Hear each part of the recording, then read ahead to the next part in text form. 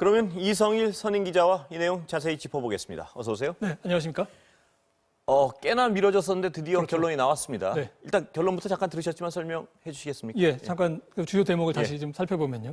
그 감사원 감사 결과 그 가동을 할수록 손해보는 것으로 이제 만들기 위해서 경제성을 좀 고의로 낮게 평가했다. 이런 게 이제 첫 번째인 것 같고요. 또 평가를 먼저 하고 이를 근거로 해서 폐쇄 결정을 내려야 되는데 이 순서가 뒤바뀌었다 하는 그런 내용도 담겨 있습니다. 또 한 가지 드러난 것은 산업부 공무원들이 감사원 감사가 시작되기 전에 관련 자료를 삭제하고 또 뭐 파일 제목을 바꿔가지고 은폐하는 등의 이 감사 방해 행위를 했다 이런 내용도 좀 들어 있었고요. 대부분의 관련자에게는 가벼운 징계 요구 또 뭐 한수원 이사들에게는 무혐의 뭐 이렇게 내렸는데 이 공무원들에 대해서는 좀 징계를 좀 해라 이런 요청이 있었습니다. 여기까지는 그동안에 나왔던 의혹들이 대체로 좀 확인된 부분이라고 할 수가 있을 것 같고요. 폐쇄 결정이 잘못된 것 아니냐 하는 이런 질문에 대해서는 감사에는 한계가 있다는 표현을 했는데 명확한 판단을 내리지는 않았습니다. 경제성 외에도 원전을 운영해도 안전할까? 또 지역 주민들은 받아들이겠느냐? 뭐 이런 여러 가지 문제를 고려해야 되기 때문이라는 그런 이유를 들었고요.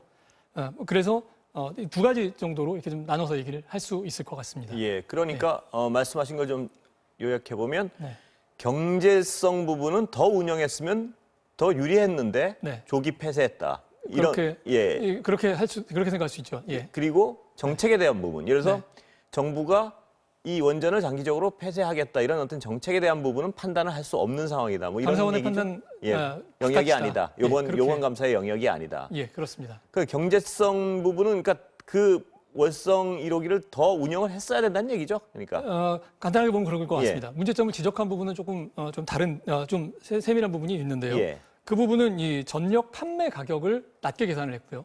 또 원전 가동률의 경우에는 어떤 경우에는 높은 예측을 적용하고 또 매출을 잡을 때는 가동 중단에 유리한 쪽으로 다른 예측을 적용하는 식으로 좀 기준이 오락가락했다 하는 거고요. 특히 이제 문제를 삼은 부분은 이런 경제성 평가가 나오기 전에 이미 산업자원부 장관이 가동 중단 결정을 내렸고 나중에 평가기관에서 보고서를 작성할 때 직원들이 가동 중단 쪽으로 나오지 않으면 안 되니까 그런 방향으로 이제 유도를 했고 압력을 행사했다 이런 얘기거든요. 이 실제 결정을 내린 게 이제 한국수력원자력인데 한국전력의 자회사입니다. 이 월성 1호기를 비롯한 원자력 쪽을 모두 이제 총괄을 하고 있는 회사인데 이 문제가 된 월성 1호기는 고리 1호기에 이어서 우리나라 두 번째로 건설 운영된 그런 원자로입니다. 1982년, 그러니까 38년 전에 처음 가동을 했고 30년 동안 전기 생산한 뒤에 2012년 가동 중단을 했는데요. 뭐 기술 발전 등 해서 안전도가 좀 높아졌다고 해서 한수원이 10년을 더 쓸 수 있게 해달라고 요구를 하면서 이 문제가 이제 시작이 된 겁니다. 환경단체들, 주민들이 반발을 해서 사회적 논쟁, 소송이 계속이 됐었고요. 결국 2015년 그 한수원의 뜻대로 운영 재개를 결정을 했습니다. 이때 주요하게 근거로 내세웠던 것이 전기 생산하는 것이 훨씬 더 경제적이다. 이런 얘기였는데요. 안전성을 높이기 위해서 6천억 가까운 돈을 들여서 안전설비를 보강했는데 10년 운영하면 4조 원 정도 이득을 볼 수 있다. 이런 계산을 내놨었거든요. 근데 그랬던 한수원이 한 3년 뒤인 2018년 정부가 이제 바뀐 뒤에는 거꾸로 정반대 결론. 가동할수록 손해다라고 하고 가동 중단을 하기로 했던 거죠. 그래서 지금 감사 결과 나왔던 이런 일들에 이제 벌어지게 된 배경이 되는 겁니다. 예. 그러니까 다시 한번 정리하면 경제적으로는 하여튼 운영하는 것이 분명히 옳았는데 그걸 안 하기 위해서 경제적 효과가 없다는 걸 강조하기 위해서 자료를 왜곡했다 이거고. 그러나 그렇죠. 폐쇄한 결정 자체는 판단할 부분이 아니었다 이거였죠. 그 얘기는 이제 두 가지로 이제 설명을 했습니다. 그러니까 하나는 원자력 발전 계속할지 말 것인지 할 때 판단을 할 때 경제성만이 유일한 판단 기준은 아니다. 아까 말씀드렸듯이 안전하냐, 또 주민들은 이걸 어떻게 받아들일 거냐 하는 부분도 고려를 해야 된다는 게 이제 첫 번째일 것 같고요. 이제 발표문에도 명시됐듯이 정부 정책 그 자체 또 그리고 그 목적이 정당한가를 감사원의 감사로 판단하기는 어렵다. 그건 영역 바깥이다. 이런 이제 표현을 썼거든요. 아시다시피지만 이 탈원전 정책의 일환으로 이게 추진이 되면서 예민했던 문제고 그래서 감사위원회도 한 6번 정도 그 사이에 열렸다고 하고요. 또 국감이나 이런 곳에서도 여당 의원들이 감사원장을 압박하는 그런 전례 없는 광경을 보여주기도 했던 게 아마 이런 그 부분 때문에 했었다고 이제 이해를 할 수 있을 것 같습니다.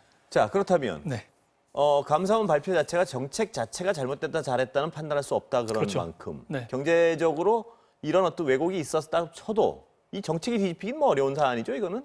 그렇게 봐야 될 것 같습니다. 일단 정부에서도 이걸 재검토하겠다 이런 의지는 없는 것 같고요. 왜냐하면 정부에선 거꾸로 지금 이렇게 보니까 정부 여당 측의 시각은 완전히 거꾸로인 것 같은데 감사원장 자체가 예단을 가지고 감사를 진행했다 이런 시각을 가지고 그동안 있는 이제 거죠. 그런 얘기들을 예. 했었던 그러니까 거죠. 완전 시각이 상반된 시각 같습니다. 보니까. 네. 아마 예. 정책을 위주로 생각을 한다면 예. 이게 큰 틀에서 감사원이 과연 이거 해야 될 일이냐라는 판단을 했을 수도 있을 것 같고요. 예. 어쨌든 간에 정책의 방향은 정치적인 그런 영역에서 결정을 해야 되는 거고요. 경제적 부분도 정부 여당의 판단은 지금까지 나온 얘기는 감사원장이 예단을 가지고 어떤 결론을 유도했다 뭐 이렇게 주장을 하고 있는 것 같고요. 그러니까 이게 부딪히다 보니까 정책을 지금 뒤집기는 거의 불가능한 상황 같습니다. 네, 보니까. 그런 것 같습니다. 예. 하지만 이제 뭐 감사를 통해서 남은 이제 숙제가 좀 있다면 예. 이 정치 영역에서 결정한 정책을 추진할 때 과연 이 절차적 정당성은 어떻게 확보해야 되느냐 예. 뭐 이런 문제는 그런 분명히 문제는 숙제로 좀 반드시 던져두는 짚어봐야겠죠. 부분이 있는 것 같습니다. 예. 그렇기 때문에 더욱 어떤 집행 과정에 대한 부분에 초점을 맞춰가지고 감사가 이루어진 것이죠. 그렇죠. 네. 예. 그러면 다른 얘기 좀 여쭤보겠습니다. 예.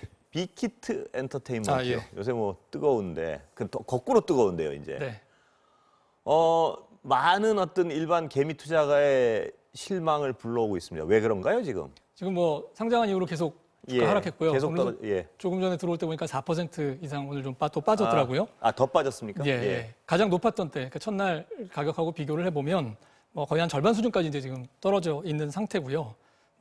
당시에 첫날 그 이른바 따상 하고 예. 나서 공모가에서 뭐 160% 상승한 이후에 그게 유지된 게 한 불과 한 2, 3분 정도밖에 안 됐었거든요. 예. 당시에는 시가총액가 11조 넘었다고 해서 굉장히 환호를 질렀는데 그 이후로 한 번도 이제 오른 적 없이 계속 이제 좀 떨어지고 있는 상황입니다. 예. 뭐 주식 투자자들의 게시판에서는 뭐 결혼준비금 넣었는데 하락해서 큰일이다. 뭐 이런 글까지 올라오고 있다고 하는데 예. 뭐 사실 여부를 확인할 수는 없지만요. 하여튼 개인 투자자들의 손해는 좀 확실한 것 같습니다. 예. 시장에서 공모한 이후에 상장한 이후에 개인 투자들 산 돈만 한 4천억 원 정도 규모가 된다고 하는데 이들 중에 아마 이익 보고 판 사람들 거의 없지 않을까라는 생각을 할 수밖에 없죠. 공모 받은 투자자들은 아직 뭐 상승률 한 50% 정도 된다고. 공모를 받은 분들은요. 그렇죠. 예. 아직까지 그 공모가보다는 높으니까요. 예. 하지만 방석 대표나 직원들 돈방석에 앉은 거에 비하면 좀 씁쓸한 상황이 좀 이어지고 있습니다. 씁쓸하고 또 어떤 급한 돈을 넣은 분들은 대단히 어떤 안타까운 상황인 건 분명합니다만 그렇죠. 투자 자체는 뭐 본인이 판단했을 테니까 그거는 뭐 어쩔 방법이 없는 것 같은데요. 근데 왜 이렇게 힘을 못 쓰는 건가요? 공모가 처음 정해졌을 때 좀 높다는 반응이 있다는 말씀을 제가 드렸었는데 보통 기업 공개를 하면서 투자자들이 좀 이익을 볼 수 있을 만한 좀 여지를 좀 남겨두고 공과를 정하기 마련이거든요. 근데 그런 부분에서 이번에 좀 배려가 좀 없었다 하는 이제 판단이 좀 있었던 것 같습니다. 공모가 얘기 말씀이시죠? 그렇죠. 지금 너무 높게 잡아놨다. 예, 그러니까 낮게 잡아서 오르는 걸 보여줘야 되는데. 네. 그 말씀이시죠? 그렇습니다. 예. 근데 뭐 기관 투자자들은 이미 이제 그런 면을 좀 읽은 것 같고요. 예. 그래서 이 보호 예수라고 해서 예. 얼마 동안 주식을 팔지 않고 보유하겠다라고 약속을 하는 부분이 있는데 예. 이거를 하는 사람들이 굉장히 적었습니다. 빅히트 때는 한 절반 정도는 전혀 이제 보유할 약속을 하지 않았었거든요. 근데 SK바이오팜을 전에 했던 공모주들 비교해 보면 되게 이 비율이 한 20% 정도 됐었습니다. 예. 그 얘기는 그만큼 공모가 높고 그래서 빨리 팔아야겠다라고 판단을 했다는 걸로 좀 반증으로 이제 볼 수가 있는 거거든요. 예.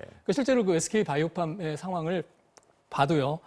이제 지지난주인가 그런데요. 예. 한 16만 원이던 주가가 하루 사이에 한 10,000원 이상 이제 빠졌습니다. 10월 5일인데 이때가 바로 언제였냐면 바로 그 투자자들이 이제 더 이상 그 약속을 지키지 않아도 있는 바로 그 시점이었거든요. 예. 그때 다 팔았군요. 그러니까. 그러니까 이제 그게 이제 빅히트의 경우에는 아주 초기에 일어난 거죠. 예. 약속을 아예 처음부터 하지 않았기 때문에 그렇기 때문에 초기부터 하락했다라는 그런 분석이 가능할 것 같습니다. 그리고 기관 투자자들은 어떤 이 공모가가 어느 정도 높다는 공감대가 있었기 때문에 훨씬 그 기간을 작게 뒀단 말이죠. 그렇죠. 약속을 하지 않은 투자자들도 많았고 상대적으로 짧게 잡았고요. 짧게 잡았고 결국 개미들도 그런 움직임을 아마 읽었으면 좀 글쎄요. 일찍 높은 가격에 팔을 수 있었을 것 같고요. 정말 투자하신 분들은 약이 오를 수 있겠습니다. 그렇습니다. 그 부분에서는. 마지막으로 질문 하나 드리고 끝내겠습니다. SK 하이닉스가 인텔 낸드 플래시 공장 인수한다 그랬죠? 네, 그렇습니다. 이거 굉장히 큰 뉴스 아닌가요? 그렇습니다. 하이닉스가 이제 낸드 메모리 부분에서도 전 세계 2위가 되는 그런 상황이 되는 거거든요. 이 낸드 플래시는 보통 그 USB 메모리처럼 이게 어떤 걸 저장하는 그런 장치로 이제 사용을 하는 건데 흔히 이제 삼성과 하이닉스가 1, 2위하는 쪽은 이제 D램이고요. 낸드 플래시도 이제 하이닉스가 한 5위 정도권에서 이제 2위권으로 이제 올라오게 되는 그런 상황이 되는 거죠. 인텔은 전부터 메모리 사업에서 철수한다는 얘기 많이 있었고요. 이제는 자기들이 잘 아는 CPU, 그 인텔 인사이드로 자기 스스로를 유명하게 만든 그 CPU에 지금 집중하겠다. 이런 전략인 것 같습니다. 우리로선 좋은 소식이 이죠? 이거는? 잘 시장 지배력을 올리죠. 예. 예, 하지만 뭐 시장 지배력을 좀 가질 수 있다는 예. 점에서 불리한 소식은 아닌 것 같습니다. 예. 오늘 말씀 감사합니다. 네. 예.